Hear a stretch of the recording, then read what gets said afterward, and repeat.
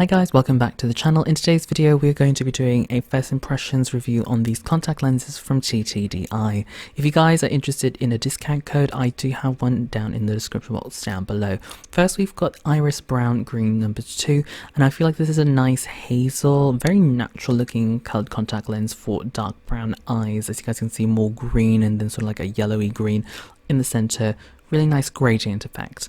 Next we've got Crystal Ball Caramel Brown. Now this one is more of a yellow tone as opposed to like a reddy orangey toned caramel, which I do appreciate. The only thing I don't really like about this is a bit wide, so it kind of gives me a circle lens feel, which I'm not a huge fan of, but it's not that bad to be completely honest.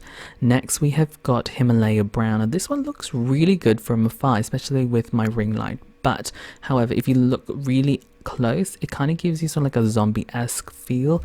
I feel like this is more of a cosplay contact lens in my opinion. Well, at least that's how it looks on me.